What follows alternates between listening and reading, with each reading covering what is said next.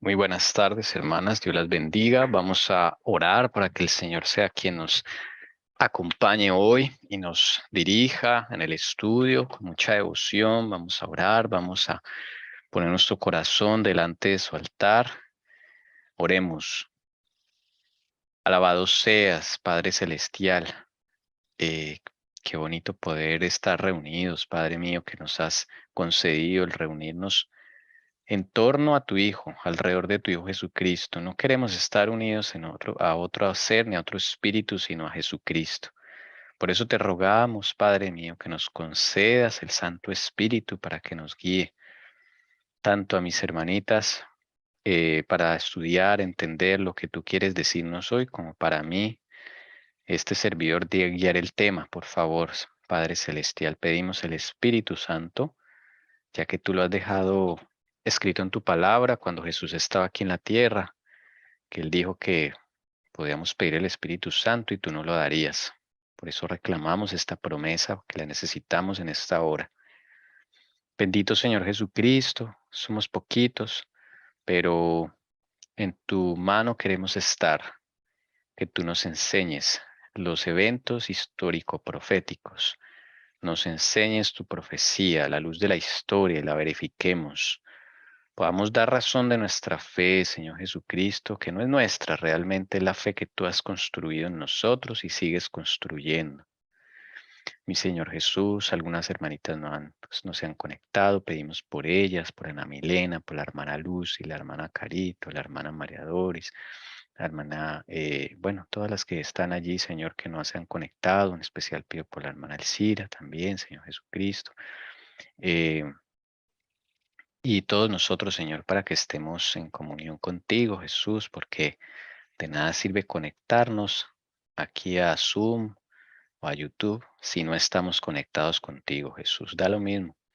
Entonces te rogamos, por favor, también por la hermana Yolanda que está en YouTube, por si alguno falta, Señor Jesús, mi madre también, oro por ella.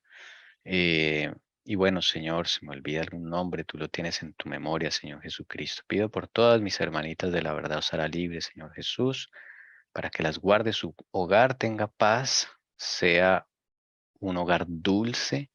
Si todavía no es un hogar dulce, un mini Edén en la tierra, que ellas puedan construirlo contigo, Señor Jesús. Que no se desanimen, que no les den ocasión al enemigo para que las moleste, para que las quite el gozo y la alegría de este santo día, más que es un día de cabañas. Bendito Salvador Jesucristo, renueva nuestra energía espiritual, nuestro ser entero, renueva nuestra mente, regenera nuestro espíritu, Señor. Bendito Salvador, sigue haciendo tu obra en cada uno de nosotros.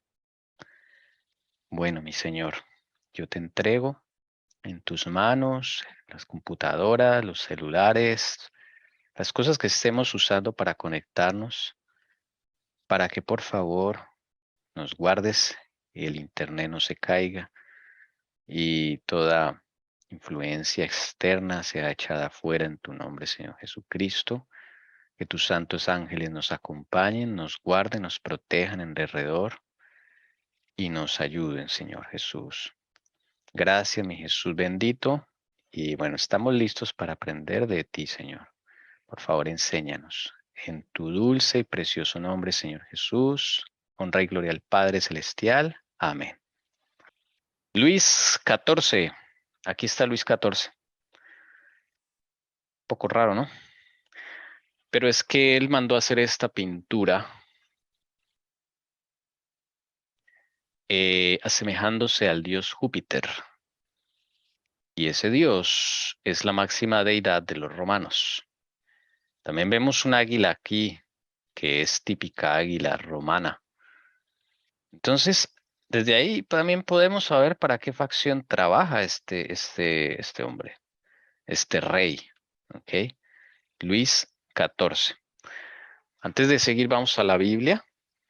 Entonces, vamos a ver la hermana Ruth, ayúdanos con este, por favor. Con este diapositiva, este texto de Apocalipsis 6, del 9 al 11, el quinto sello. y vamos a introducir. Ok. Buenas tardes. Buenas tardes. Dice, buenas tardes. Te voy a leer. Dice, cuando el Cordero abrió el quinto sello, vi debajo del altar las almas de los que habían sido muertos a causa de la palabra de Dios y del testimonio que habían mantenido. Y clamaban a gran voz diciendo, ¿hasta cuándo, oh Señor santo y verdadero, esperarás para juzgar y vengar nuestra sangre de los que moran en la tierra? Y él les dijo, y se les dio a cada uno una vestidura blanca y se les dijo que descansaran un poco más de tiempo hasta que se completara también el número de sus consiervos y de sus hermanos que habrían de ser muertos como ellos lo habían sido. El quinto sello es de los mártires. Y sí que hubo mártires en ese periodo de tiempo. Desde 1517 a 1798 es una gran cantidad de mártires. No sé si será la mayor cantidad, pero parece ser que sí. Pero el Señor tiene un número. En su infinita sabiduría sabe cuántos deben morir como mártires. Él tiene ese número en su sola potestad. Y bueno, hasta que se complete ese número, es que se desarrollarán o vendrá el Señor Jesús a juzgar, como dice acá, porque ese es el clamor de las oraciones de estos mártires, ¿ok? Esto que estamos leyendo acá no quiere decir que ellos estén vivos allá como almas en pena, no. Estos son las oraciones de ellos que quedan registradas en el cielo. Eso queda grabado, haga de cuenta que es como una grabadora. Y Juan se le permitió escuchar esa grabación de los mártires que fue anotada por los ángeles, con esas voces de ellos mientras estaban siendo llevados al cadalso, a la horca y a las miles formas en que murieron. Entonces, ese clamor está pendiente, porque en la última generación también van a haber mártires. ¿Será que usted o yo estaremos llamados para ser mártires? Tal vez aquí en la verdad os hará libres alguno se ha llamado para ser mártir. Eso se lo dirá el Señor, pero no tenga temor, tenga la seguridad que cuando el Señor le diga que alguno de nosotros va a ser mártir, tendrá el poder de los mártires, porque como ya vimos, ninguno sufrió más allá de lo que podía soportar y no murieron en agonía, sino murieron cantando. Entonces, pues no van a sentir dolor, así que no temas si el Señor te llamara a ser mártir. Bueno, entonces vamos también a leer la otra porción que habla de Francia en el quinto sello, que es Apocalipsis 11, del 7 al 8. Dice, cuando haya terminado de dar su testimonio, aquí dice 1798, la bestia que sube del abismo, Francia, hará guerra contra ellos, los que vencerá y los matará. Y sus cadáveres yacerán en la calle de la gran ciudad París, que simbólicamente se llama Sodoma y Egipto, donde también su Señor fue crucificado. Bien, esta bestia que sube el abismo representa a Francia y a la facción que la controla, ¿ok? A los poderes que están detrás de Francia en estos siglos, de 1517 a 1798. ¿Cuándo terminan estos testigos de dar su testimonio? Según esto, aquí lo dice, año 1798, con la Revolución Francesa, termina una fase de la historia del mundo y del cristianismo, porque esto es profético, lo que sucedió en Francia. Sí, no fue algo simplemente histórico, fue profético. Y por ello estamos leyendo el capítulo 16 del conflicto de los siglos que habla de Francia, en la profecía, de la Revolución Francesa, de Francia, todo lo que ocurrió en ese momento. Pero para llegar a la Revolución Francesa, pues hay que entender qué pasó en el medio, ¿no? También habla de la masacre de San Bartolomé, que ya lo hemos visto. Y ahorita estamos ubicados en un rey del siglo XVIII ya, que es este señor, Luis XIV. Luis XIV, ¿ok? Entonces, Luis XIV, miren, manda hacer un cuadro con él en forma del dios Júpiter, ¿ok? Y está el águila romana. Recordemos que hay dos facciones, la papal y la romana. No son la misma, son dos facciones, dos grupos que están en guerra al sol de hoy, ¿ok? Entonces no es solamente la facción papal. La facción papal tiene un enemigo, que es la facción romana. Entonces lo que está pasando en Francia en este momento es una transición de poderes, de la facción papal a la facción romana, que son los que nos han gobernado, los que nos gobiernan hoy día. Otra prueba, miren, este es el dios Júpiter, encontrado en Turquía, en la ciudad de Esmirna, en 1670. Lo mandó a traer Luis XIV para sus palacios, ¿ok? Eh, ¿Y por qué tanta interés en la cultura romana? Pues porque él es romano, así de sencillo, no es porque tenga un interés, él es de la facción romana. Y aquí se deja ver ya quién empieza a gobernar Francia, pero esta facción no está sola, ¿no? Está ahí la facción papal peleando el trono de Francia también. Luis XIV es el que construye el famoso Palacio de Versalles, ¿ok? Famoso Palacio de Versalles. Mire esta foto. ¿Ve usted algún elemento romano?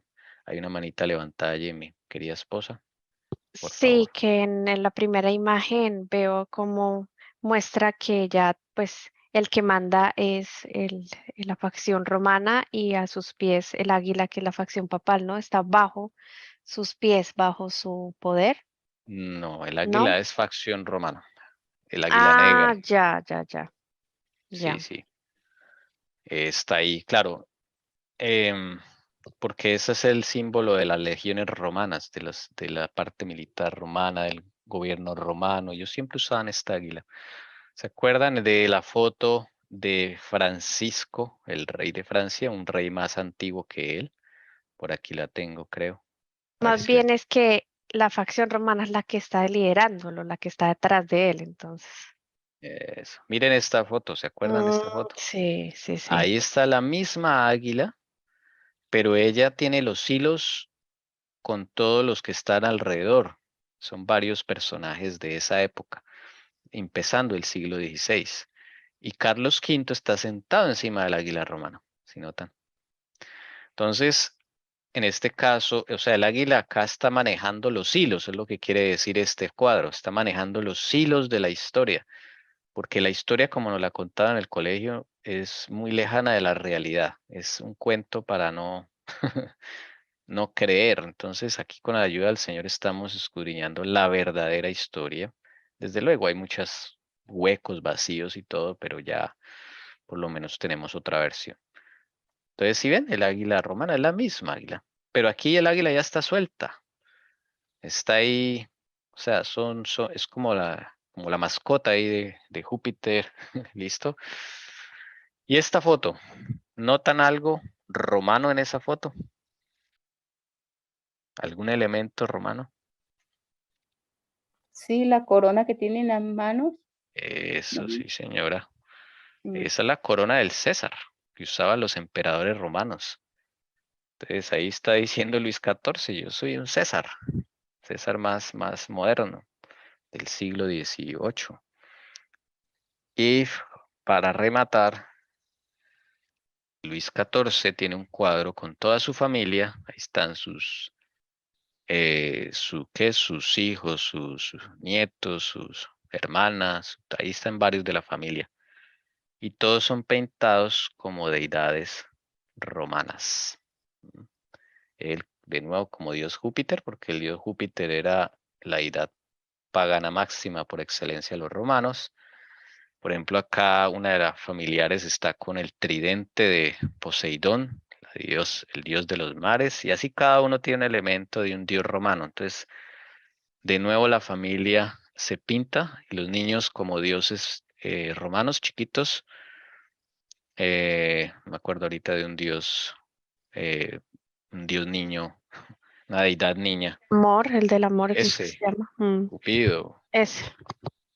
ese, gracias, ven. Entonces todo está pintado bajo esa óptica.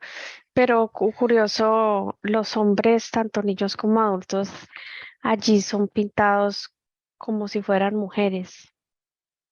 Sí, con esa dualidad de sexos. Sí, sí, Porque sí. Las no es lo que, poses, sí, todo. claro, no es lo que nos pintan hoy día, esa confusión de sexos. Hombres como mujeres, mujeres como hombres. O sea, es lo mismo, que esas cosas las tenían ellos desde el Imperio Romano. Y hoy día por eso tienen esa política, que igualdad de género, todo eso viene de los romanos. Ellos son los que nos gobiernan hoy día. Bueno, entonces vamos a seguir con la historia de Luis XIV y sobre todo el pueblo de Dios que pasa ahí. Pero, ¿cómo les fue a los protestantes bajo Luis XIV? Su situación empeoró desde el momento en que Mazarín expiró y Luis comenzó a gobernar en persona. Una de sus primeras ideas fue que el protestantismo debilitaba a Francia y debía ser erradicado, que el edicto de Nantes era un error y debía ser revocado. Esta fue la política que siguió con respecto a los hugonotes. El objetivo por el que trabajó durante todo su reinado, la extirpación del hugonismo, la revocación del edicto de Nantes. Las guerras de sus primeros años interfirieron en la consecución de este objetivo, pero ninguno lo perdió de vista. Pero nunca, perdón, lo perdió de vista. Tan pronto como tomó el gobierno en sus manos, en 1661, se nombraron comisionados y se enviaron de dos en dos, un católico romano y un protestante, a todas las provincias de Francia, con autoridad para escuchar todas las quejas y resolver todas las disputas que habían surgido entre las dos comuniones. 1661. El pueblo de Dios comienza a padecer. Después de que Luis XIV sale de algunas guerras ahí que tiene, em, él tiene como misión, dice acá, la extirpación del hugonismo, o sea, del pueblo de Dios, los hugonotes del pueblo de Dios en ese momento. Extirparlo y la revocación del edicto de Nantes que les daba todas las libertades a ellos. El edicto de Nantes lo colocó su abuelo, Enrique IV, ¿de acuerdo? Y entonces él va a trabajar para quitar esto. ¿Por qué? ¿Por qué van a hacer esto?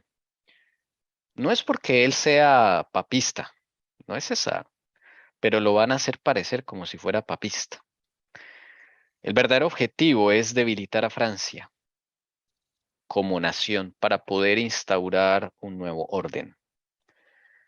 Cuando estas élites quieren establecer un nuevo orden mundial, tienen que borrar el anterior orden mundial, tienen que eliminar el anterior orden mundial. ¿Sí? Para poner algo nuevo tienen que remover lo antiguo. Y eso es un proceso que entonces empiezan a hacer aquí con Francia. Francia siempre ha estado dominado por la facción papal. Y aunque Luis XIV es de la facción romana, la facción papal está ahí en el Parlamento, está en la Sorbona, está en los clérigos, obispos, cardenales. O sea, Luis XIV no está gobernando solo. Entonces, el pueblo de Dios ahora, con las dos facciones en contra del pueblo de Dios, ¿qué va a hacer el pueblo de Dios? Oh, Señor bendito. Bueno, sigamos con esto. Los protestantes fueron excluidos de todos los cargos bajo la corona, de todos los puestos municipales, del ejército, de la abogacía y la medicina, y en general de todas las profesiones liberales. Se les prohibió cantar salmos en sus talleres o a las puertas de sus casas. Tenían que suspender sus cantos cuando una procesión católica pasaba por las puertas de sus iglesias. Solo podían enterrar a sus muertos al amanecer o al caer la noche. No podían seguir el féretro más de 10 personas y el número reglamentario de una procesión nupcial se limitaba a 12. En 1665 declararon que debía ejercerse más celo para hacer expirar por completo el formidable monstruo de la herejía. A partir de ese momento, los protestantes comenzaron a huir de su tierra natal. Fue también ahora cuando el mariscal Turenne abjuró en su vejez de la fe que había profesado durante toda su vida. Su virtud había declinado antes de renunciar a su protestantismo.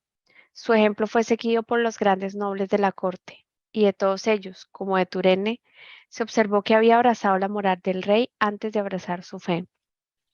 Ahí en esos reglamentos del primer párrafo, esas provisiones definitivamente es un carácter que han demostrado ahorita en la pandemia. Represión, Son buenos en eso. represión, sí. Empiezan a apretar de a pocos. ¿Notan? Esta facción no es como la papal que empieza a matar así, digamos, protestantes como locos, sino no, esta empieza a presionarlos, a cerrarle las libertades, a quitarle las libertades. ¿Sí notan? Entonces no se fueron como, o sea, es el modo de proceder romanista, no papal, ¿sí?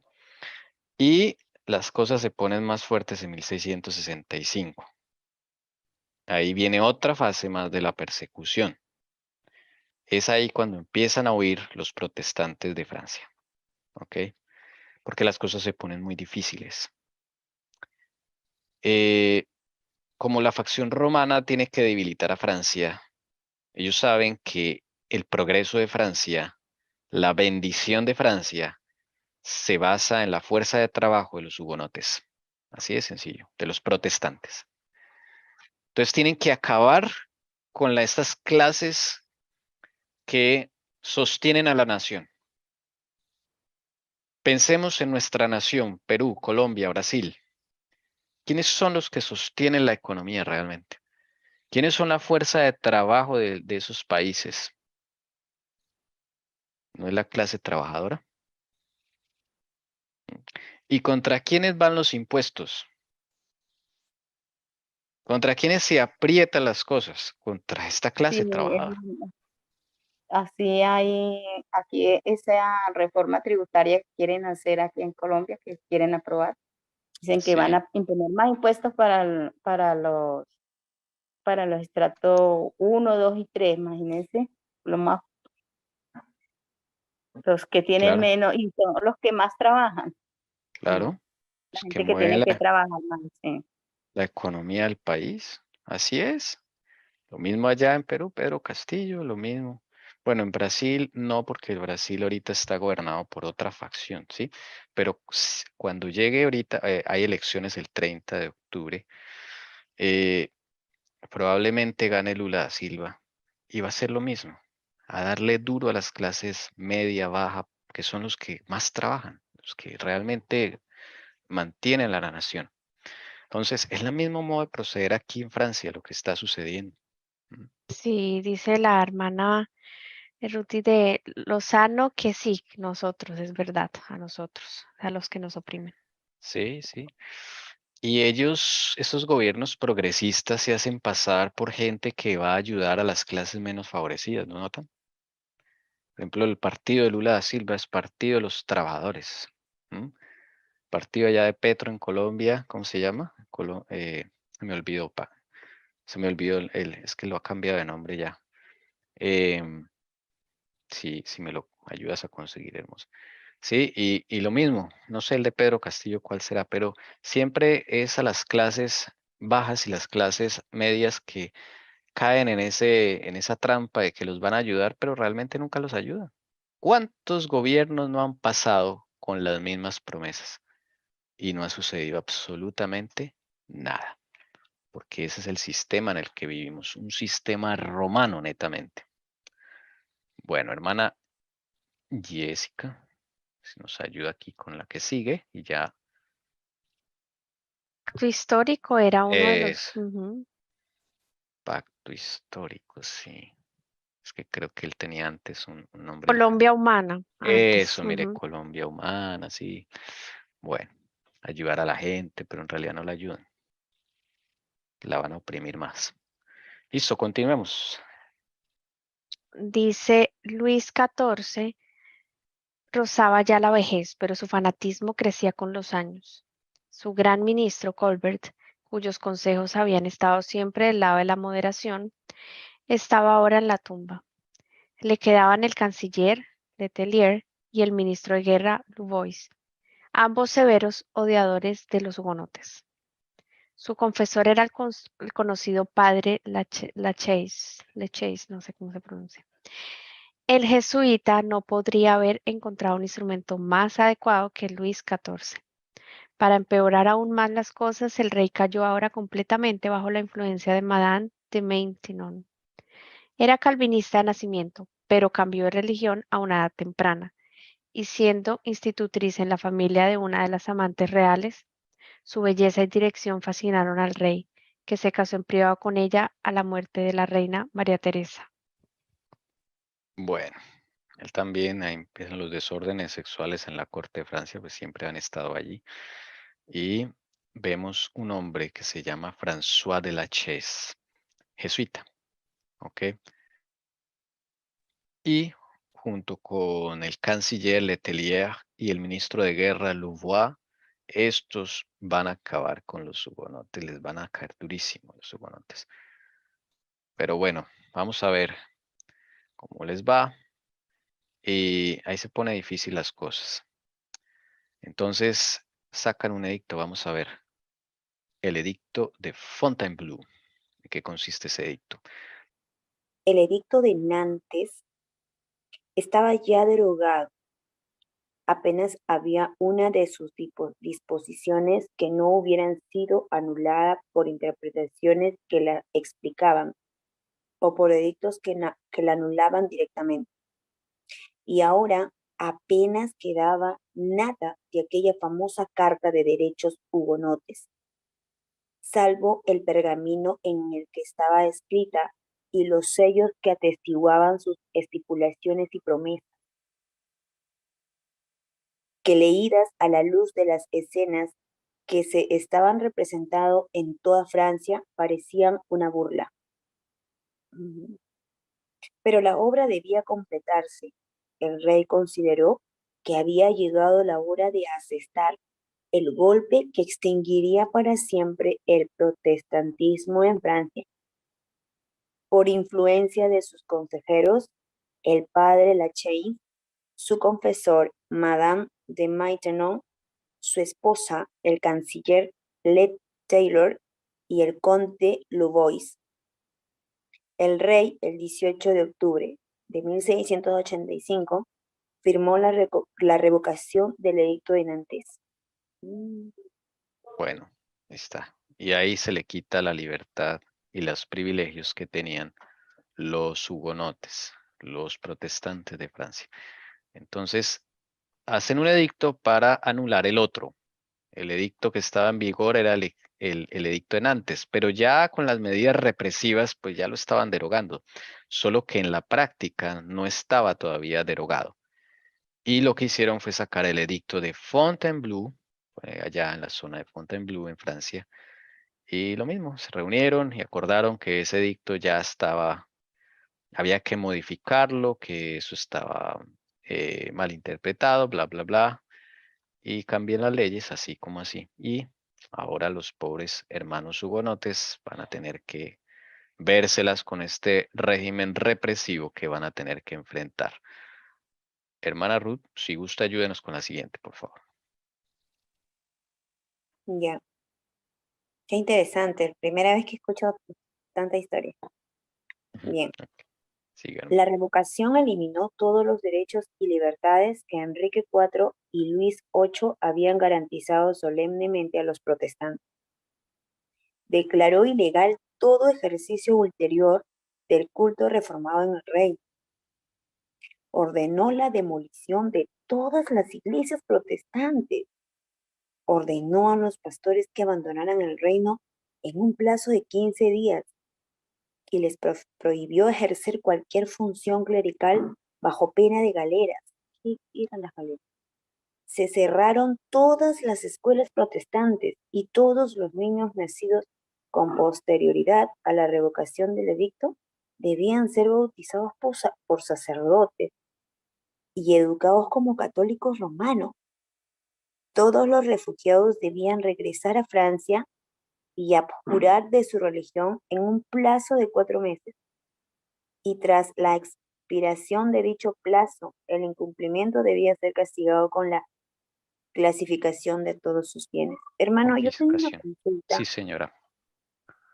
Eh, todo esto que estamos leyendo tiene algo que ver con las profecías de Daniel, esta estatua. No. Claro, todo eso está conectado, ¿no? Por Mm, eso, pero también Apocalipsis, por eso pero estamos leyendo acá. en esta lectura que yo acabo de leer, no, todavía no estaba Elena de White, ¿verdad? No, no, señora, esto es en el siglo O sea, antes del... XVIII, Ah, ok. mire que el edicto en antes es 1685. Ujú, Son, claro, entiendo. son casi 200 años 200 antes, años, claro. Ya, gracias, hermano. señora. Si quiere, ayúdenos con la otra diapositiva, que ahí ya termina ese párrafo. Me estoy asustando ya. Dice, se prohibía a todos los protestantes abandonar el reino bajo pena de galeras, en el caso de los hombres, y de confiscación del cuerpo y los bienes en el caso de las mujeres. Y en fin, se confirmaban todas las leyes contra los herejes reincidentes. Se añadió una cláusula que provocó una cruel decepción. Estaba redactada en los siguientes términos aparentemente clementes. Dice, ¿no? A los protestantes que no hayan cambiado de religión, se les permitirá habitar en las ciudades y lugares de nuestro reino, sin ser molestados hasta que a Dios le plazca iluminarlos como a otros. Esta cláusula se interpretó como un permiso para que los reformados mantuvieran sus opiniones en su propio seno y practicaran su culto en privado. No pasó mucho tiempo antes de que descubrieran que la verdadera lectura de la cláusula era la siguiente: hasta que se conviertan como otros por los dragones. Hermano, no sé cuál es su nombre. Hermano Em, Tommy, me llamo Tommy. Hermano, se habla mucho en el conflicto de los siglos, no me equivoco, que esto que estamos leyendo ahorita va a volver a ocurrir y al parecer va a ser así. Ahora, entonces, ¿estaríamos nosotros conforme cuando Elena de White nos dice que tengamos que salir de las grandes ciudades, de pronto para evitar lo que acabamos de leer? ¿Estoy en lo correcto? Sí, señora, eso es tal cual. Esto mismo vamos a volver a vivirlo. El pueblo de Dios va a ser cercado de nuevo. Ya lo está haciendo, de a Ahora, pocos. Sí, ahora, señora.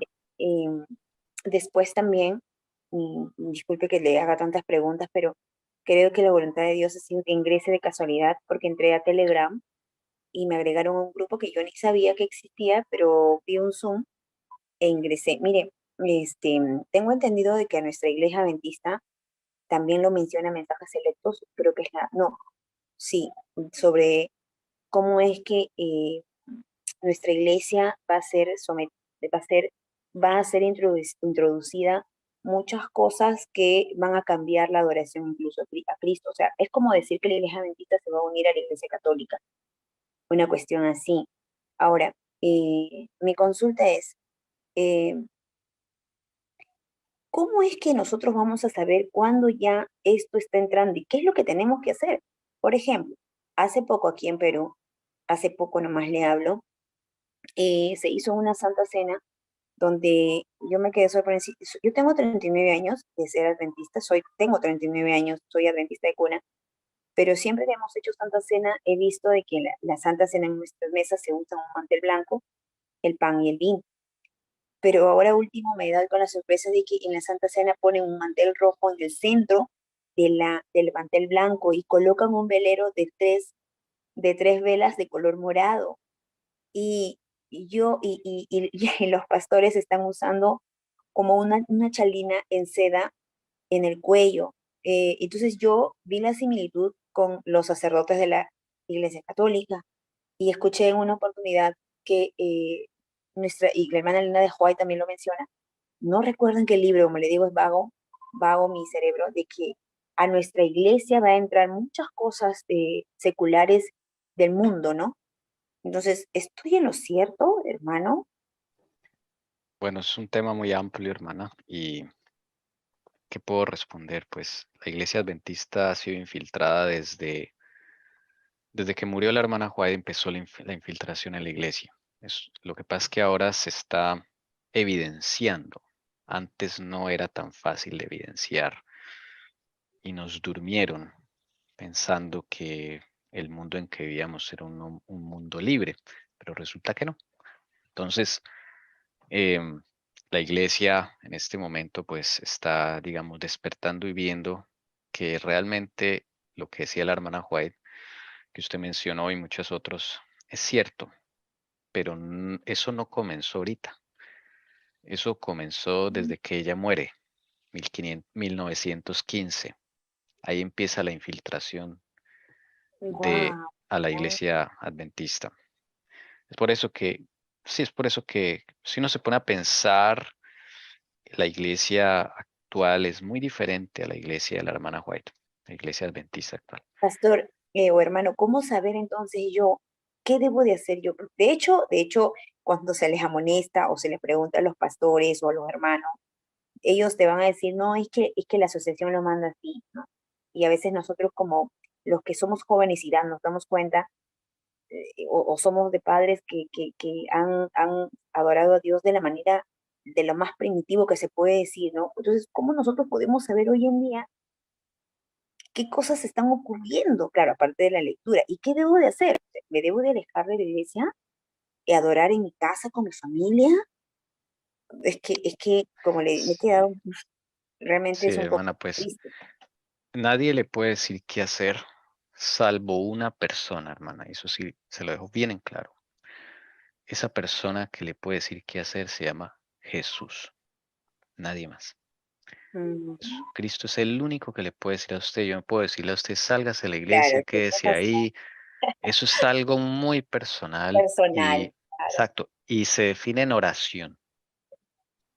Entonces, ore, hermana, ore. Ore y el Señor le dirá qué hacer. Sí, nosotros con mi esposa pasamos por una situación similar. Todos los que estamos aquí en este grupo, la verdad, Sara Libres, hemos pasado por una situación similar. Y bueno, el Señor nos ha dado este espacio para poder adorar, para poder libres de instituciones, de jerarquías y todo eso.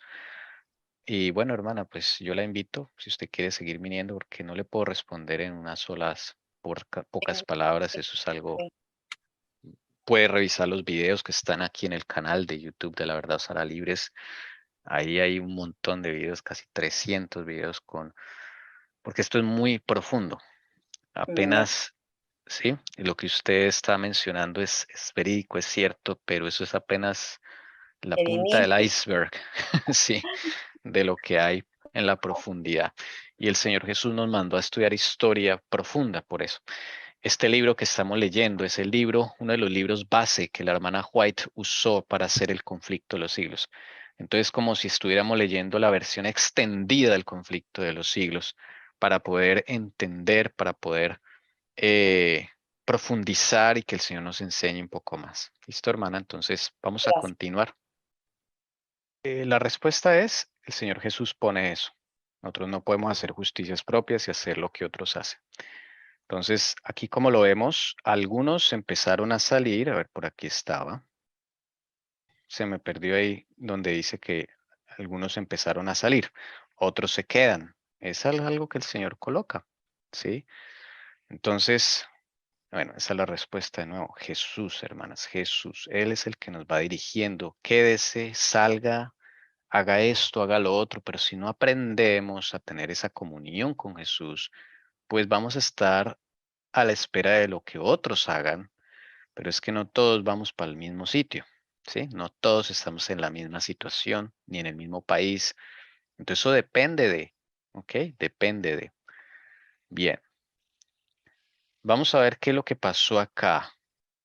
Hacen la revocación del edicto de Nantes y Bueno, se prohíbe a los protestantes abandonar el reino.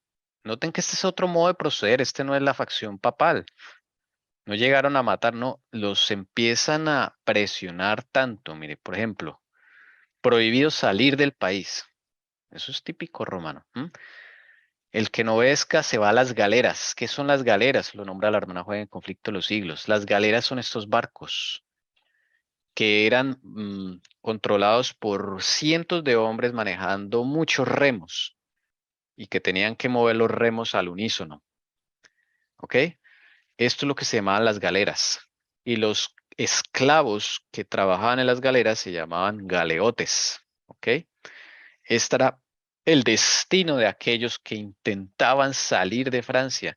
Mire que ellos cierran las fronteras. Esto es algo diferente. Notan que esta no es la misma persecución que vimos en la matanza de San Bartolomé, en otras, no, aquí es diferente. Cierran las fronteras. ¿Ok? Y acá no los van a colgar ni a matar, o sea, no es el objetivo principal, sino es reprimirlos, controlarlos, ¿ok? Hacerle la vida bien difícil. Entonces, eso es lo que está sucediendo allá. Y dice acá, hasta que se conviertan como otros por los dragones. El rey Luis XIV arma un ejército exclusivo para esta labor y se llaman los dragones. Nombre conveniente, de hecho, ¿no? Dragón es un símbolo en la Biblia para Satanás. Y acá lo vemos, este de verde, eso es una forma de representarlo, ¿no? Con la escopeta y en la punta de la escopeta una cruz, ¿cierto? Y lo está amenazando y para poder esta persona que es protestante salvar su vida, entonces abjura de su religión. Eso es lo que quieren, abjurar de su religión. Y así los hacen. Pasó acá hay el ejemplo de uno que abandonó la fe. Ay, se me perdió ahora. Bueno, un noble que abandonó la fe y fueron seguido por muchos, ¿ok? Muchos que abandonaron la fe. Bueno, realmente la fe, pues, eh, que ellos tenían era por conveniencia. Entonces, cuando las cosas se ponen duras, pues ahí se ve quién está con Jesús y quién no. Entonces, bueno. Algunos por miedo, otros por conservar sus privilegios. Habían muchas familias importantes en Francia que eran protestantes. Dice, el 22 de octubre se registró el edicto de Fontainebleau y ese Fontainebleau. mismo día se notificó, Fontainebleau, bien, se notificó a los protestantes mediante un espectáculo público que había comenzado su ejecución. La iglesia de Charenton en los alrededores de París, construida por el célebre arquitecto Jacques Demus y con capacidad para 14.000 personas, 14.000, un número interesante, fue arrasada. El primer golpe fue asestado por 2 comisarios del gobierno.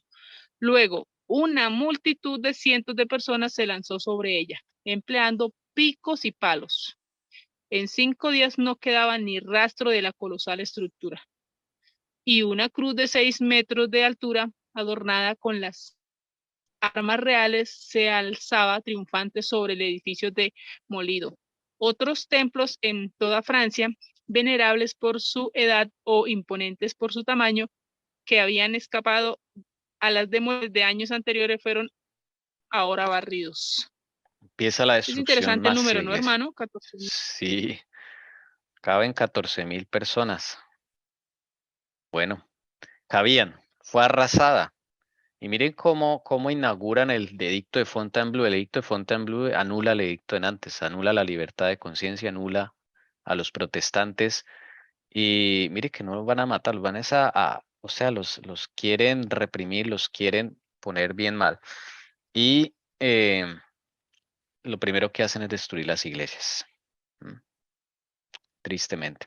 Hermana, a ver, algo aquí importante. El 22 de octubre de ese año es cuando se termina la fiesta de las cabañas. Es cercano, 2 días se termina la fiesta de las cabañas y sacan este edicto. Lo registran y hacen demolición de esta gran iglesia de Charenton, protestante, hugonote. Hermana Ana Milena, ahora sí. Es parte del mismo párrafo. Sí, señor. Dice, ¡ay!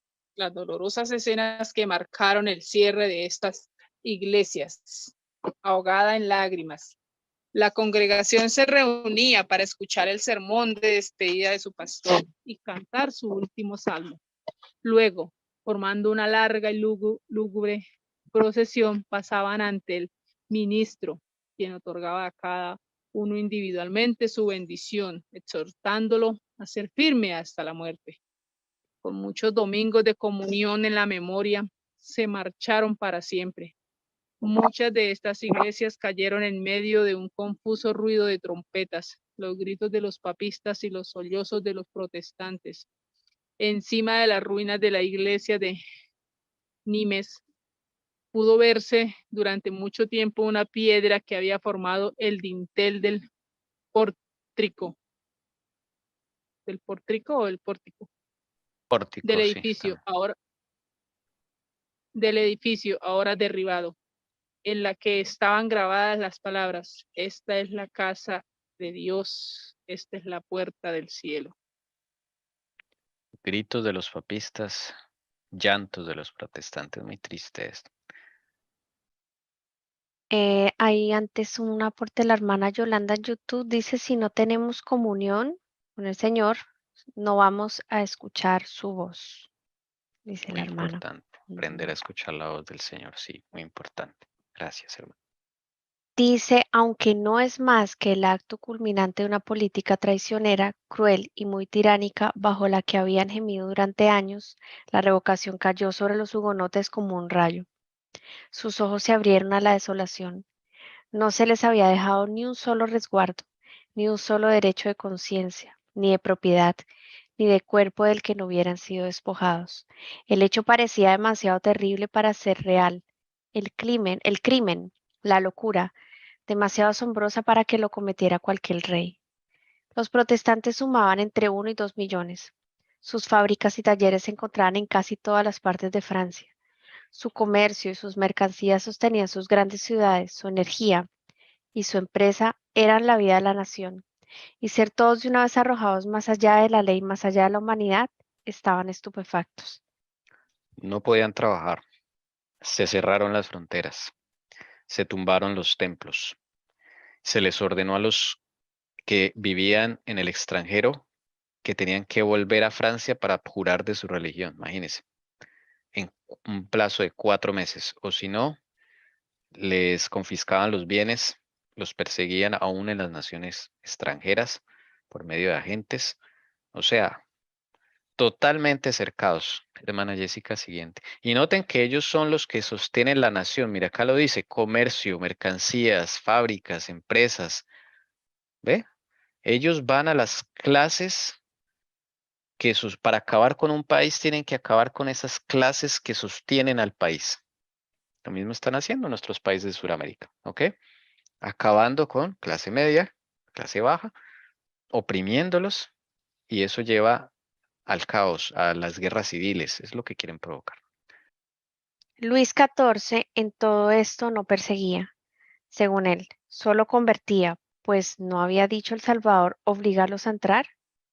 Un ejército de apóstoles con botas, recorriendo el país, y 800 iglesias protestantes ahora en ruinas atestiguaban la realidad de la revocación, pero al instante llevaron nuevas disposiciones para ampliar y perfeccionar el edicto.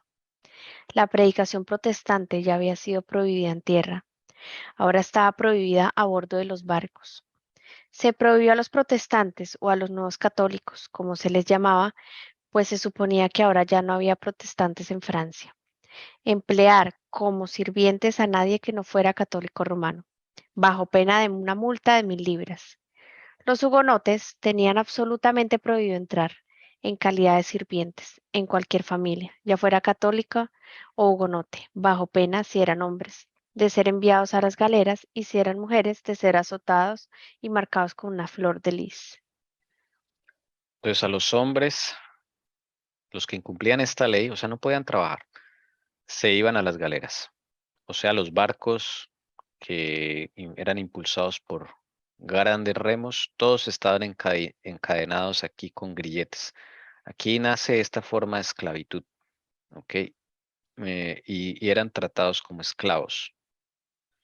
Esto era peor que la horca o morir en las llamas, como antes hacía la facción papista. Bueno, no se sabe qué es, pero no, eso es una cosa terrible. Y dice acá, y si eran mujeres, eran azotadas. Las desnudaban, las azotadas y eran marcadas con una flor de lis. ¿Ok?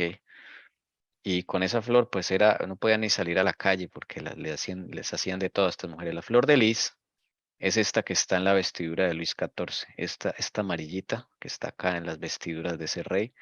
Ahí está. ¿Ok? Bueno. Y así llegaban a las casas, entraban por la fuerza estos dragones y el objetivo era volver los católicos a la fuerza, imagínense en eso. Les hacían torturas, les hacían cosas, las humillaban, los perseguían y el objetivo era que se volvieran católicos romanos. Dice, mientras que una cláusula del acta de renovación hacia que el pastor permaneciera en Francia, otra cláusula de la misma acta hacía que el laico huyera de ella. El país se convirtió en una gran prisión. Las fronteras estaban celosamente vigiladas. Se colocaron centinelas en todas las grandes salidas del reino. Numerosos espías vigilaban los puertos marítimos. Los oficiales patrullaban la costa y los barcos de guerra rondaban la costa para impedir la fuga más allá de estos lúgubres límites dentro de los cuales el protestante solo tenía la terrible alternativa de sacrificar su conciencia o entregar su libertad o su vida. Muchos pidieron encarecidamente permiso para retirarse de una tierra en la que obedecer a Dios era incurrir en la ira del rey, pero lo pidieron en vano. De los súbditos de la corte de Luis XIV, solo conocemos a dos a los que se les concedió este favor. Listo, cerraron todos los puertos, vigiladas todas las fronteras. Tenían dos alternativas, entregar su libertad o su vida, dice acá, o sacrificar su conciencia. O sea, abjurar de la religión, volverse católico. O finalmente, pues ya entregar la vida para que lo mataran. Eso era lo único que podían hacer. ¿Ok? De la corte del rey habían protestantes y se les obligó a volverse católicos. Solo dos se les concedió la salida. Solo dos.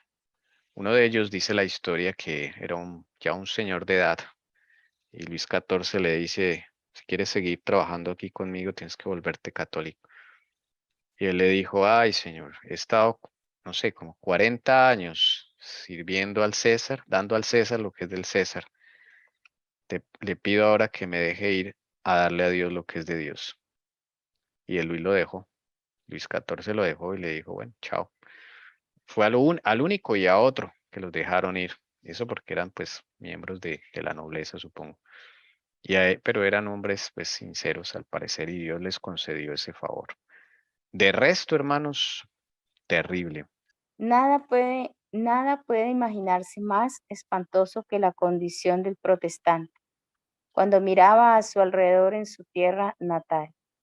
El rey era su enemigo, la ley era su enemiga, sus compatriotas eran sus enemigos y por todos lados había un cordón de guardias para apresarlo y someterlo a terribles sufrimientos si intentaba escapar de la vasta prisión que lo había encerrado. Y así era cuando llegaban los dragones en las calles de las ciudades, eso era un espectáculo terrible, arrastraban a las mujeres en las calles, a los niños, los los maltrataban. Bueno, entre gritos y lamentos obligaban a jurar de su religión. Pero fueron infructuosos todos los medios tomados para impedir, impedirle huida de los hugonotes. Infructuosos fueron los campesinos que Día y día noche. y noche, armados con guadañas y otras armas similares, vigilaban los caminos altos y los vados de los ríos. Infructuosas las tropas que bordeaban la frontera y los barcos que navegaban frente a los puertos y examinaban todas las embarcaciones que salían. Bueno, hay muchos que escaparon aquí. Infructuosos los despojos ofrecidos a los fugitivos capturados, con los que se pretendía estimular la vigilancia de los guardias. Infructuosos incluso los informes que se pusieron en circulación de que no se podía encontrar asilo en los países extranjeros, que 10.000 refugiados habían muerto de hambre en Inglaterra y que de los que habían huido, la gran mayoría estaba solicitando permiso para regresar. En vano fueron todos estos esfuerzos para frenar la emigración.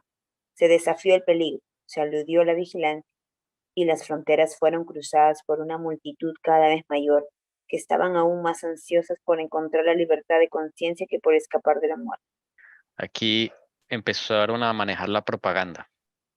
No se puede encontrar asilo en países extranjeros. Salían escritos, notas, panfletos, ¿sí? Otras noticias mentirosas como las de hoy día. 10.000 refugiados han muerto de hambre en Inglaterra. Todo esto lo hacían, o sea, desde aquí empiezan a manejar la propaganda, ¿sí? Son informes falsos con el único propósito de mantener controlados a esta población que quería irse, ¿ok? Pues miren cómo esta facción es la misma que nos gobierna hoy día. Los medios de comunicación no están para informar, están para dar una versión tergiversada de la realidad para que nosotros les creamos y no pensemos y no sepamos los tiempos en que vivimos. A eso se dedican los medios de comunicación. Los medios de comunicación son todos controlados por la facción romana. Y desde este momento podemos ver en Francia cómo empiezan a controlar esa información.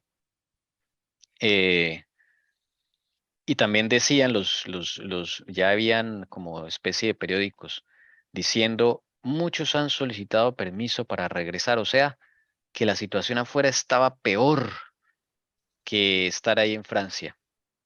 Por eso dice acá, infructuosos, todo eso que hicieron, toda esa propaganda, toda esa presión, todas esas cosas, porque hubo muchos que lograron salir. Los recursos y disfraces a los que recurrían los fugitivos para evitar ser descubiertos eran infinitos. Algunos se vestían de peregrinos y con una vieira y un bastón proseguían su viaje hacia un ansiado santuario, la tierra de la libertad. Algunos viajaban como mensajeros, otros como cazadores, llevando un arma al hombro, otros como campesinos conduciendo ganado. Algunos pretendían ser transportistas llevando cargas, otros iban vestidos con trajes de jinetes y otros llevaban uniformes de soldado.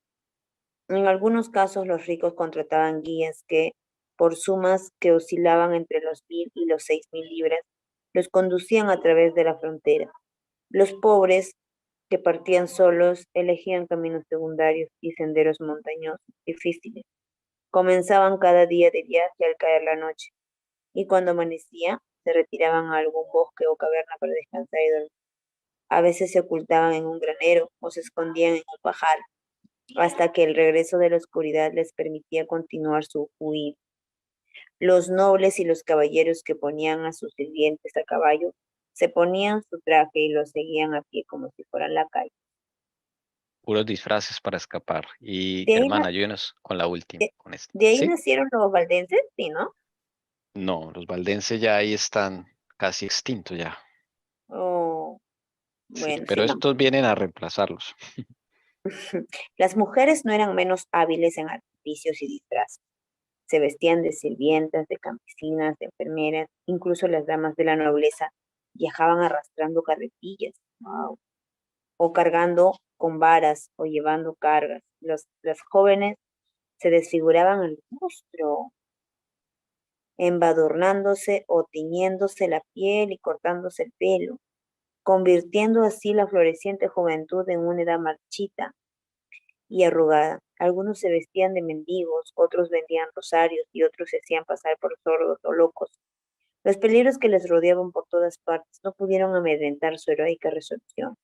Se esforzaron por seguir huyendo a través de la oscuridad de la noche y las tempestades del invierno, a través de bosques enmarañados y pantanos temblorosos, a través de ladrones y saqueadores, olvidando todos estos peligros en su ansiedad por escapar de los guardias del rey y llegar al punto de encuentro y reunirse con los padres o hermanos o maridos que habían llegado al lugar designado por otra ruta. Oh, qué pena. Duro, ¿no? Bien Ujú. duro todo esto que tuvieron que pasar la iglesia del Señor para escapar.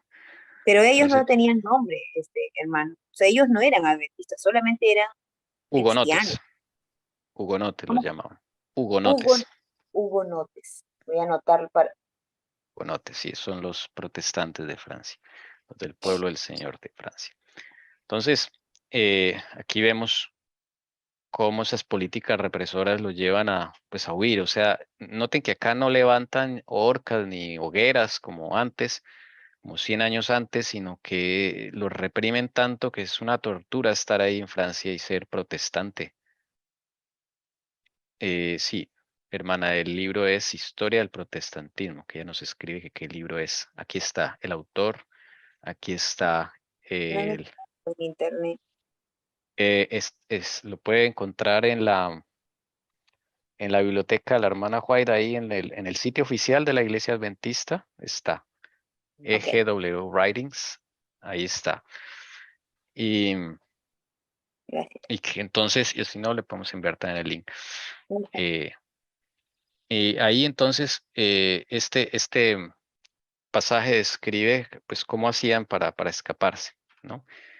Toda la Francia se convirtió en una prisión para ellas, ¿sí? Para ellos. Entonces, miren, tan tremendo esto, no pueden trabajar, no pueden adorar, no, o sea, los tienen acorralados. ¿M? Entonces ellos empiezan a escapar. Los terrores del perseguidor habían superado la sensación del cansancio y cientos de millas parecían cortas para algunos que, criados en el lujo y el esplendor, nunca antes quizás habían caminado una legua a pie. El océano no tenía ningún temor para aquellos que sabían que había una tierra de libertad más allá de él, y muchos cruzaron el Canal de la Mancha. El Canal de la Mancha es el canal que separa a Francia de Inglaterra. ¿Ok? Entonces, lo más cercano era escapar a Inglaterra. ¿Listo? Como dice acá, muchos que ni habían caminado ni un kilómetro en su vida, tenían que caminar un montón. O sea, gente de la nobleza, ¿sí? De clases altas, que de corazón se habían convertido al evangelio, pues ahora tienen que vivir cosas que nunca habían vivido. Y esto, pues, sirve para purificar el carácter de la iglesia del Señor. Entonces, estas privaciones, estas cosas duras, también son una escuela, digámoslo así, del carácter que Jesús usa para purificar los corazones. Y desde luego es una especie de zarandeo porque muchos no se le miden a esto, digámoslo así, porque sus corazones nunca estuvieron convertidos. ¿Sí? Entonces esta experiencia vamos a tener que volverla a vivir. Por eso la preparación es desde ahora. Tranquilo usted por esas cosas que están sucediendo alrededor. Tienes que prepararse con Jesús. No se deje desconcentrar de la verdadera labor que hay que hacer.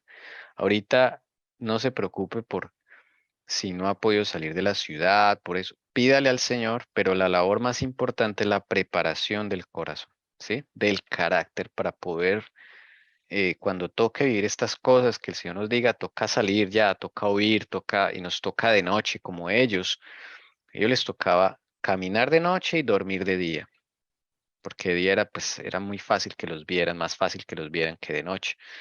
Y así les tocaba en alguna cueva, en alguna caverna por allí, se descansaban y en la noche continuaban el viaje. Todo esto para llegar allá al Canal de la Mancha y poder, allá cuando llegaban era otro problema, porque como las fronteras estaban vigiladas, era cómo salir de allá. Pero en parte esto es lo que querían hacer, lograr los romanistas, la facción romana, debilitar la fuerza de trabajo de Francia. Y lo estaban logrando, lastimosamente. Los que iban a bordo de un barco escapaban en mercantes holandeses, ingleses y franceses, escondidos en fardos de mercancías, o enterrados bajo montones de carga, o estivados en barriles vacíos, donde solo tenían un agujero para respirar. Su lamentable situación ablandaba el corazón de los campesinos de la frontera y en algunos casos les permitían escapar, cuando estaba en su mano haberlos entregado a los dragones. Incluso los centinelas actuaban a veces como guías de aquellos que habían sido designados para arrestar.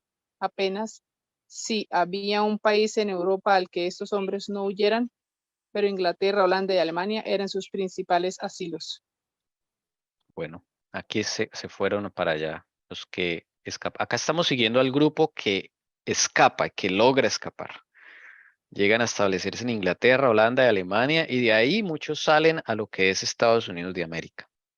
¿Ok? Entonces, todo ese viaje se tienen que hacer.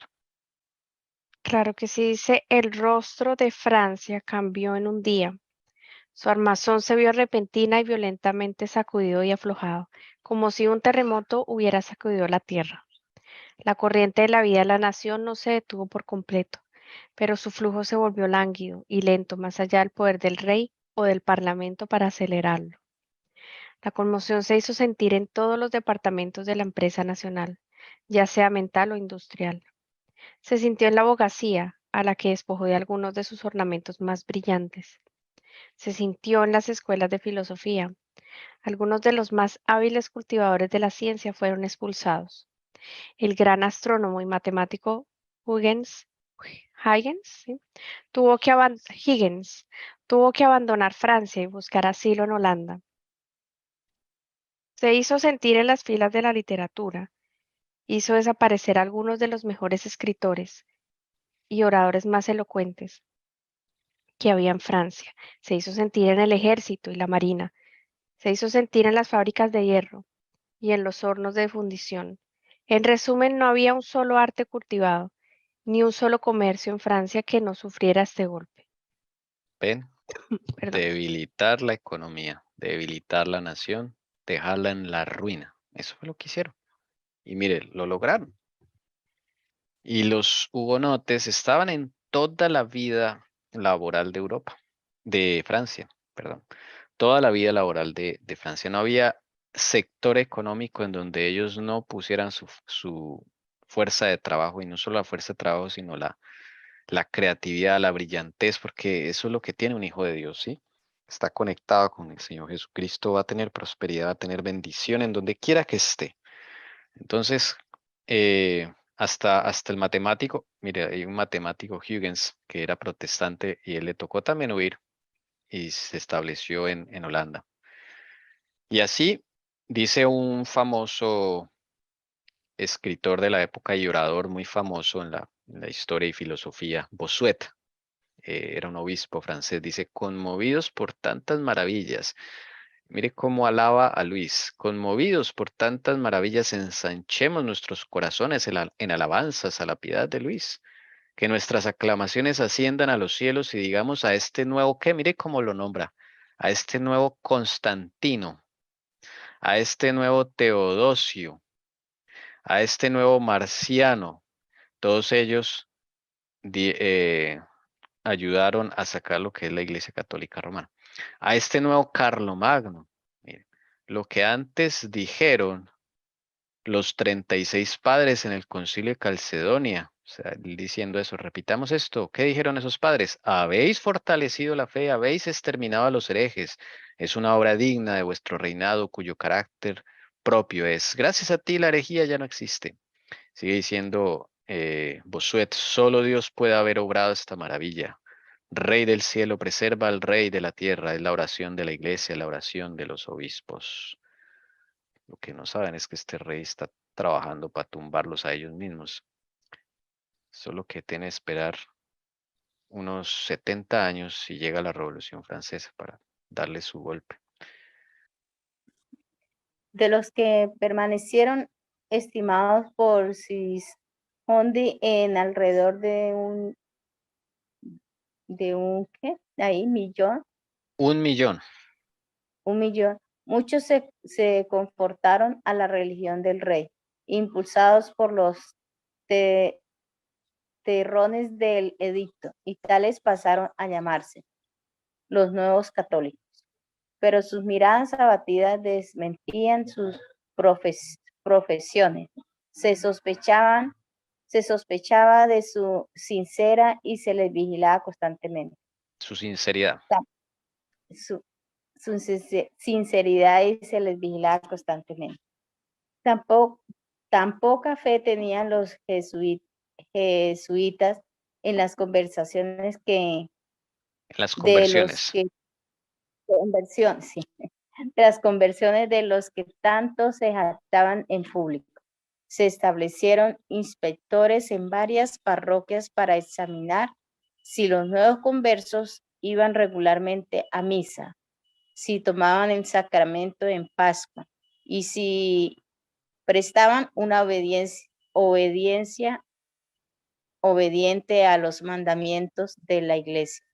Se trataba de una vuelta en la pulida época de Luis XIV al régimen del siglo X.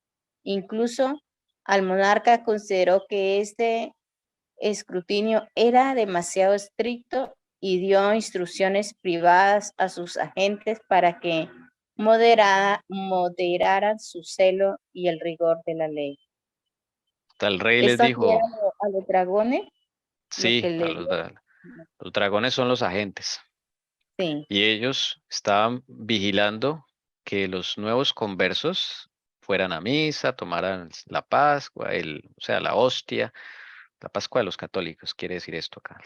Y, y fueran obedientes a los mandamientos de la Iglesia Católica y todo eso. Sí, secretamente el rey les dice, no exageren, porque es que la facción romana no quiere, o sea, ya cumple su objetivo en debilitar a la nación.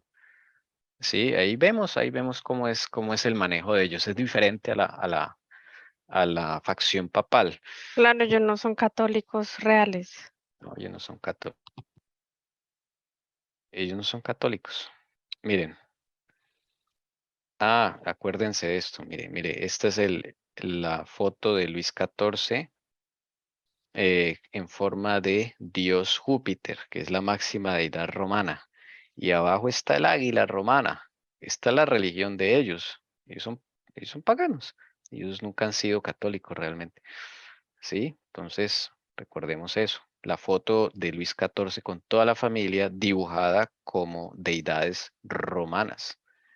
Aquí el romanismo se empieza a meter en las cortes y el Palacio de Versalles que construyó Luis XIV está adornado con muchas deidades romanas en las cúpulas, en estatuas, mejor dicho. Entonces, aquí el romanismo de la Roma imperial empieza a emerger. Y si ven como este obispo es un obispo al parecer de la facción romana, este obispo no es papal, es de la facción romana, ¿sí? Dice un nuevo Constantino, tenemos un nuevo Teodosio, todos ellos eran romanos, Teodosio Marciano, entonces todos ellos eran romanos, ¿sí? ¿Cómo se empieza a desvelar quiénes están detrás de esto? Cuanto más de cerca veían los nuevos conversos a la iglesia a la que habían sido enfocados, más fuerte era su aversión hacia ella. La vergüenza y el remordimiento por su apostasía comenzaron a arder en su interior. Su participación sacrílega en la misa despertó sus conciencias y miles de personas decidieron, antes que llevar una vida tan vil y criminal, hipocresía, abandonar a cualquier precio. La comunión que profesaban haber abrazado y volver a la profesión abierta del culto protestante se retiraron de las ciudades, buscaron una morada en los páramos y bosques, y practicaron su culto en cuevas oscuras. Wow. En barrancos profundos y a veces en las cimas de las montañas. ¡Wow! Y allí se prometían unos a otros vivir y morir en la fe reformada. Pero este tipo de adoración, para mí, considero que es la más hermosa, ya que estás en contacto directo con Dios y con la creación, y sobre todo creo que la fe de ellos era mucho mayor de la que pudieron haber vivido en el pueblo, ¿no? Al Mi- irse a las montañas, wow, qué cosa, wow. Sí, pero miren cómo es el proceso, ¿no? Hay un grupo que huye, es este. Los que van caminando de noche, largas caminatas, llegan a las fronteras. Algunos campesinos, el Señor toca sus corazones y los ayudan a escapar de la frontera. Ese es un grupo, ¿sí notan? Algunos guías algunos vigilantes, que se supone que son los de los dragones, se conmovían a misericordia. Dios hace esto y los dejaba pasar. Ese es un grupo. El otro grupo es el que abjuró de ser protestante, el que estaban vigilados porque no estaban preparados para eso, ¿ok? No estaban preparados para eso. Pero Dios tiene cuidado tanto de los unos como de los otros. ¿Sí notan? No es que los que huyeron entonces están en mejor condición que los que no, no. Cada uno va a vivir su experiencia. Estos se cansaron, se les despertó un celo y dijeron, ¿qué estamos haciendo? Mira, la vergüenza y el remordimiento por su apostasía comenzaron a arder en su interior. Esto va a pasar también al final. Hay algunos que van a apostatar, pero en medio de esa apostasía van a volver, lo dice Daniel, capítulo 12. Algunas estrellas caerán, pero sus vestidos serán emblanquecidos. Algo así dice. ¿Ok? O sea, esto también se va a cumplir al final de los tiempos que ya casi vamos a llegar. Entonces, es muy importante ver cómo esta historia se va a repetir en el pueblo de Dios. Y estas personas que o sea, llegan a apostatar por miedo, por presión, ya no pueden más, son católicos, pero no de corazón. Entonces, llega un momento en que se dan cuenta de lo que hicieron y entonces se van de las ciudades. Mire. Algunos se irán de las ciudades antes de que esto ocurra, otros durante u otros después de apostatar. Hermanos, cada situación va a ser diferente porque el Señor Jesús sabe el corazón de cada uno, ¿ven? Y ahí estas personas que se retiran de las ciudades van a ocupar las cuevas, van a ocupar allá los lugares desolados y van a formar lo que se llama la iglesia del desierto. ¿Ok?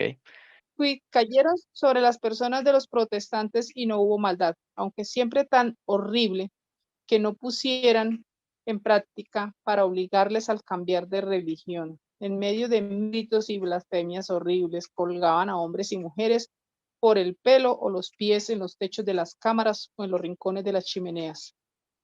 Y los ahumaban con briznas de heno húmedo hasta que ya no podían soportarlo.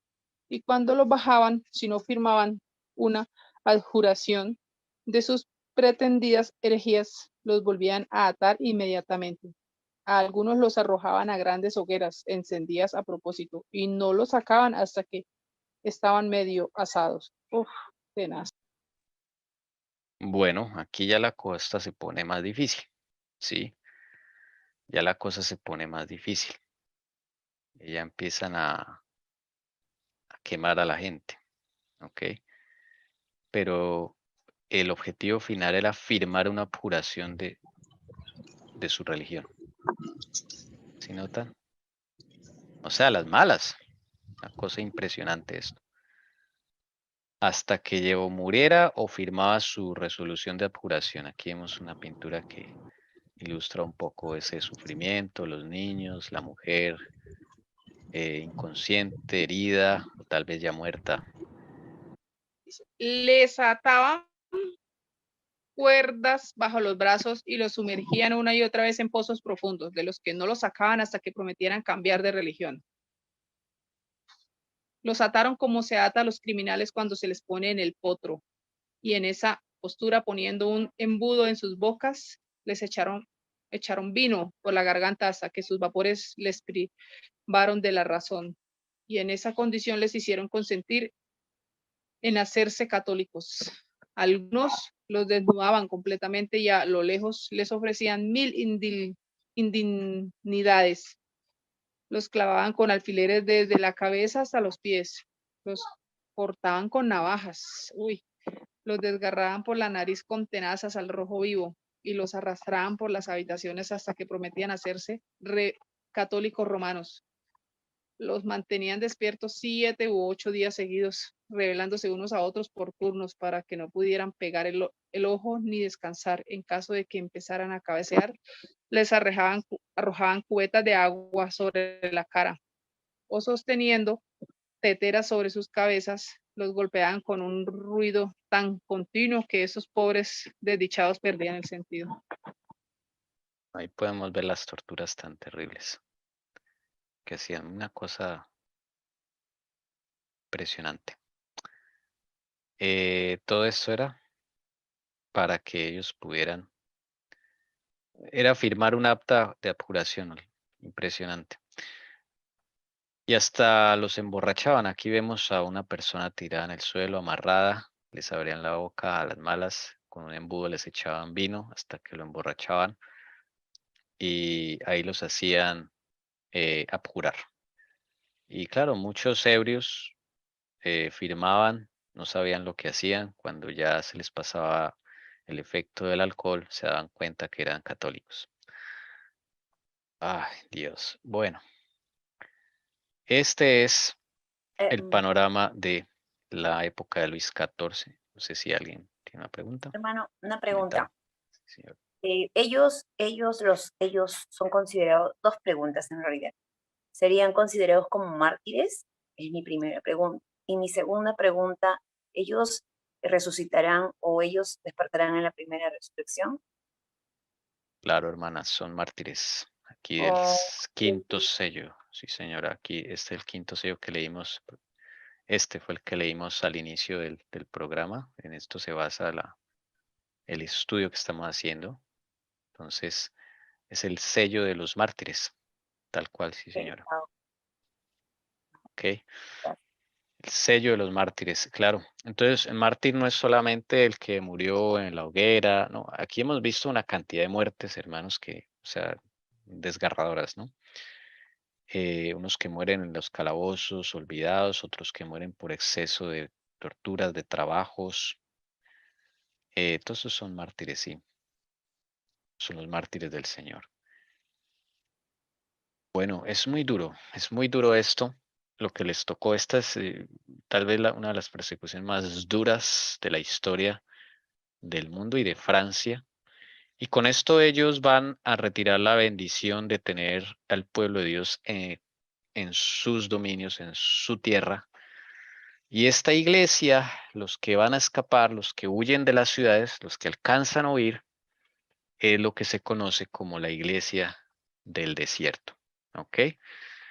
Y esa maravillosa iglesia que se va a levantar ahí, que van a empezar a cantar, a adorar allá en el medio de la nada, pero también pues con mucho temor de que los pillen, los cojan. Esta iglesia es la que va a terminar los 1260 años de la profecía. Esta, la de Francia, porque son los que están perseguidos. Entonces es muy importante esa iglesia. Disculpa.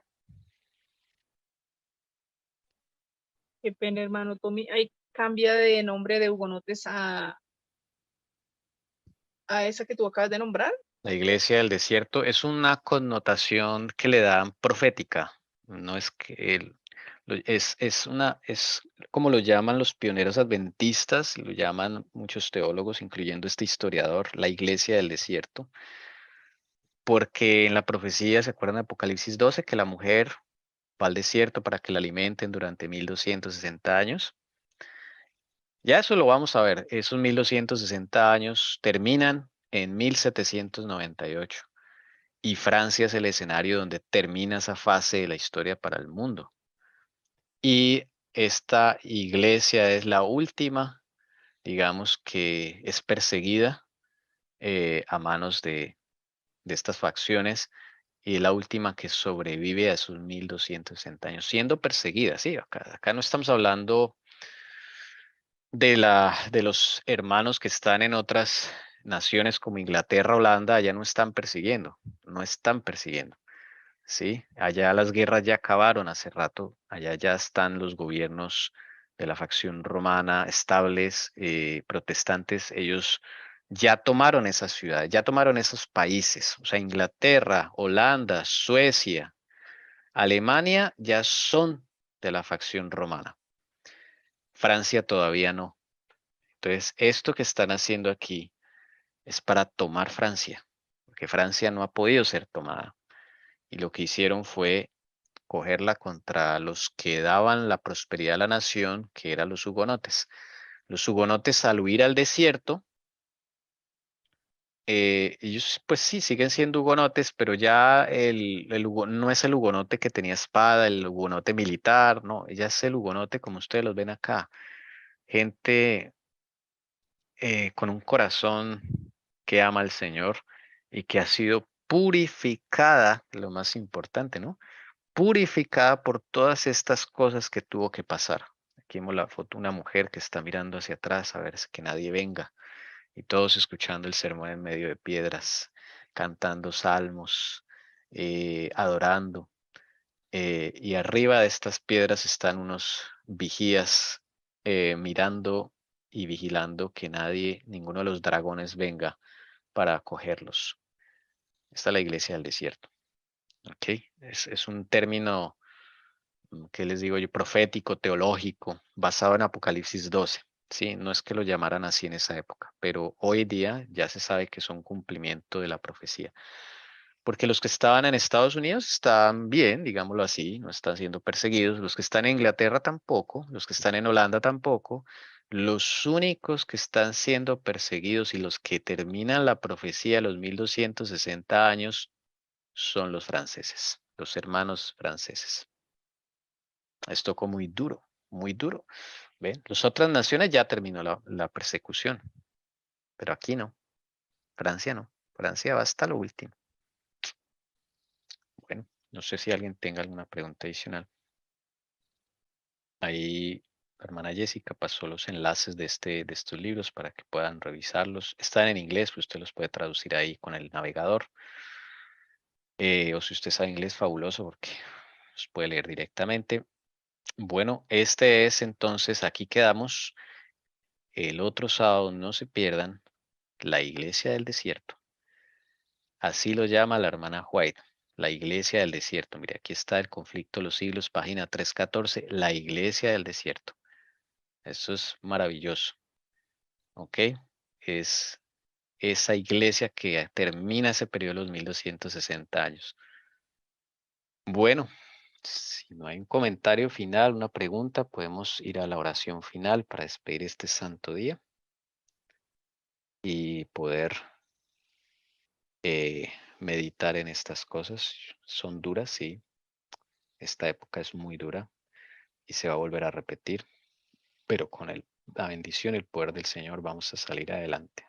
¿Okay? No se le olvide cómo el Señor ha conducido a su pueblo en el pasado, cómo a estos grupos no los abandonó, ni a los que se volvieron católicos los abandonó, ni a los que huyeron de Francia los abandonó, a ninguno, hermanos, a ninguno. ¿Ok? Cada uno es una situación diferente. Esto es como la enseñanza para estos tiempos. Cada situación es diferente. No hagas lo que otros hagan. Pregúntale a Jesús, ¿y yo qué hago? Y Él te va a responder. Directamente Él, ningún ser humano. Es Jesús el que te va a responder. Va a usar un sueño, va a usar otra persona, va a usar un pensamiento. Insiste con Jesús. Pregúntale, Señor, ¿qué debo hacer? ¿Qué hago en esta situación? Y Él te va a responder. Estamos seguros que Él te va a responder como a muchos de nosotros nos ha respondido. Bien. No perdamos no te angusties. Sigue en oración con el Señor. Él te va a mostrar el momento en que debes salir o quedarte, sí, porque ya vamos a ver que estos hermanos también los persiguieron allá en las montañas. Allá les cayeron varias veces. Entonces, a donde tú vayas, no vas a encontrar la seguridad. La seguridad está en Cristo. En sus brazos estaremos seguros. No más. No hay otro lugar en el mundo porque todo se va a poner muy difícil. Todo, no va a haber país en donde no hayan problemas y dificultades. Entonces, no va a haber dónde escapar. Pero Dios va a tener oasis en medio de esos países, en medio de esos desiertos, así como lo tuvo en Francia. En Francia, mire, ya no está la ciudad de refugio que había, La Rochelle, Navarra, no había. Pero él tenía preparadas cuevas, tenía preparadas allí lugares desolados, desiertos, por donde nadie, muy pocos habían transitado. Esos son los lugares que el Señor tiene preparados para cada uno de nosotros. Entonces, esperemos en el Señor, pero sigamos orando, oremos y pidámosle a Él, Señor, muéstrame qué hacer. Y Él te responderá con mucha fe y devoción. Bueno, bien, vamos a terminar con una oración. Vamos a orar. Señor Jesús, al estudiar estas escenas, al recorrerlas, Señor, nos pone muy pensativos. La verdad es que no estamos preparados para esto, Señor. O yo por lo menos, Señor. No sé mis hermanas, pero yo todavía no estoy preparado, Señor. Siento que todavía falta en mi corazón, Jesús, que tú, Señor, sigas haciendo tu obra, lo limpies. Y así pido para todas mis hermanas, Señor Jesús. Cada uno de nosotros tenemos nuestros miedos, nuestras frustraciones, nuestras cosas que vienen desde la niñez, inclusive, Señor Jesús. Y si tú no las arreglas, Señor, nadie más podrá hacerlo. Señor, nos ponemos en tus manos. Yo no sé cómo le vas a hacer, Señor Jesús, pero tú ya has hecho una obra maravillosa en cada uno de nosotros. Y pondrás ese espíritu que tuvieron los hermanos de la antigüedad para huir cuando se deba huir, para reunirse cuando se va a reunir. Para los que tú tienes como mártires, les darás ese espíritu de mártir. Para los que tienes para ser parte del grupo del tercer ángel, estarán preparados para morir en tranquilidad.